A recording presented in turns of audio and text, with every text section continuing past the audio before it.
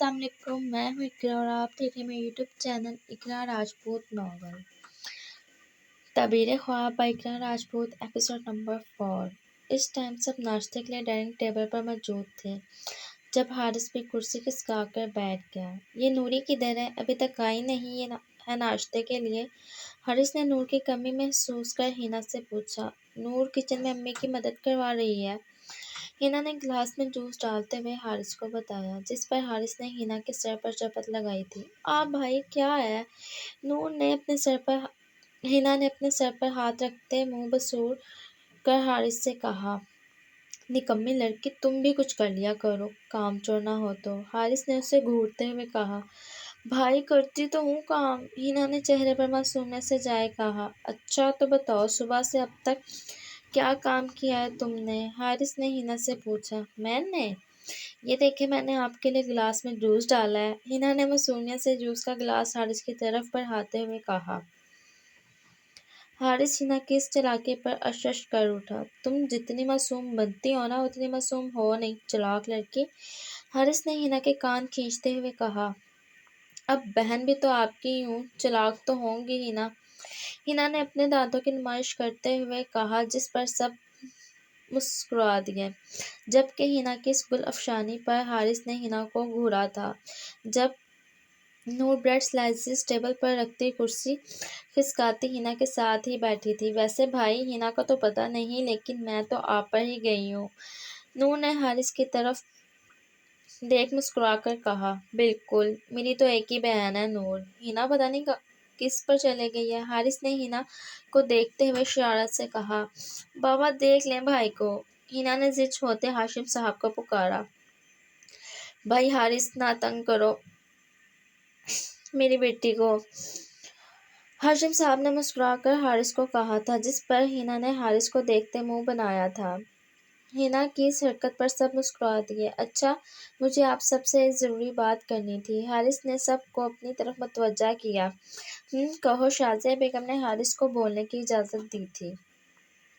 میرا دوست ریحان آج لاہور آ رہا ہے تو میں اسے گھر لانا چاہ رہا تھا، تو امی آپ لنچ ٹائم کچھ اچھا سا بنا دیں گی؟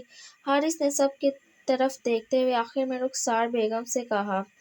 یہ تو بہت اچھی بات ہے، تم لے آؤ اپنے دوست کو گھر، ہمیں کیا اعتراض ہوگا، اور تم پریشان نہ ہو، اس کی خاطر تواضع میں کوئی کمی پیش نہیں آئے گی، شازیہ بیگم نے مسکراتے ہوئے خوش دلی سے حارث کو کہا، جس پر حارث مسکرا دیا۔ یہ تمہارا وہی دوست تو نہیں جو آسٹریلیا میں تمہارے ساتھ پڑھا ہے؟ ہاشم صاحب نے کچھ سوچتے ہوئے حارث سے پوچھا۔ جی بابا، یہ وہی ہے میرا دوست ریحان دلاور خان، حارث نے بتایا۔ کہیں یہ خان گروپ آف کمپنی کے CEO دلاور خان کا بیٹا تو نہیں؟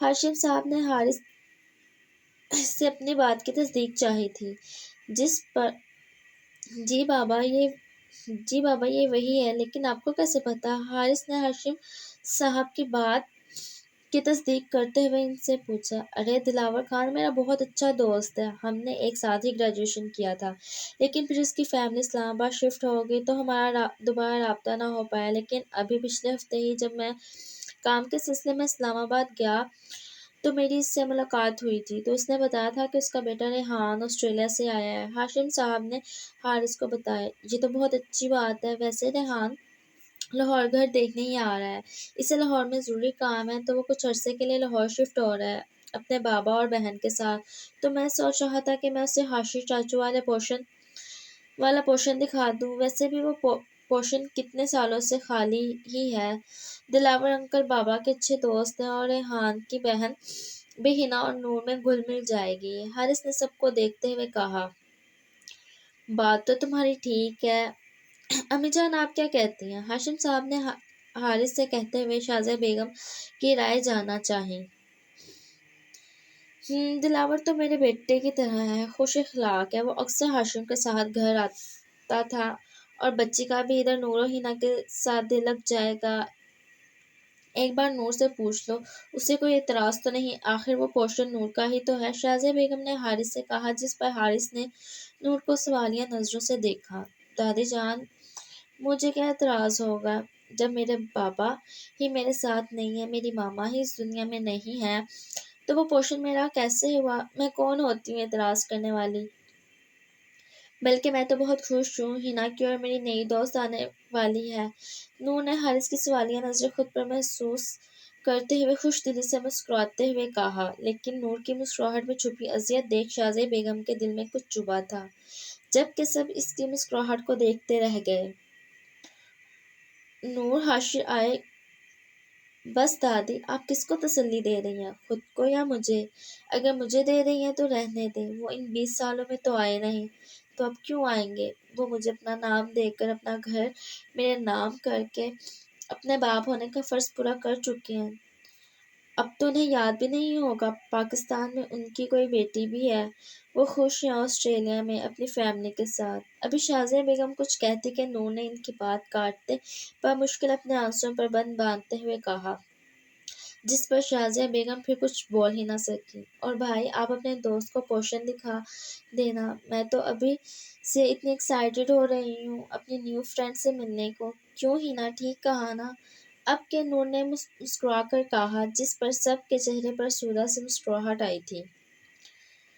रेहान इस टाइम लाहौर एयरपोर्ट पर मौजूद हारिस का इंतज़ार कर रहा था। जब हारिस उसे सामने से आता नजर आया, अस्सलाम वालेकुम। हारिस ने रेहान के पास आते ही उससे गले लगाया था। वालेकुम अस्सलाम, कैसा है तू? रेहान ने कहा। मैं बिल्कुल फिट, हारिस ने मुस्कुराकर कहा। वो तो दिख रहा है।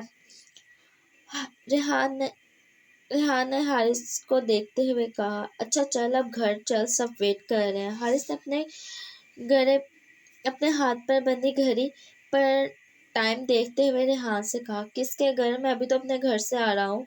रेहान ने शरारती अंदाज में हारिस से कहा, जिस पर हारिस ने रेहान की पुश्त पर धमुका झरा था। जलील इंसान, मैं घर जाने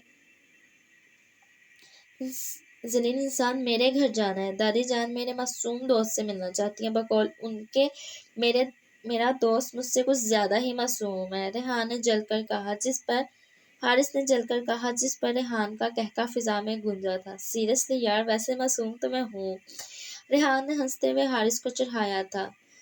चल बकवास ना कर, वैसे भी घर वालों को अपनी औलाद से ज्यादा औलाद के दोस्त ही शरीफ और मासूम लगते हैं। अब उनको क्या पता, दोस्त ही सबसे ज्यादा कमीने होते हैं। हारिस ने कहा, जिस पर इन दोनों का मुश्तरका कहका फिजा में गूंजा था।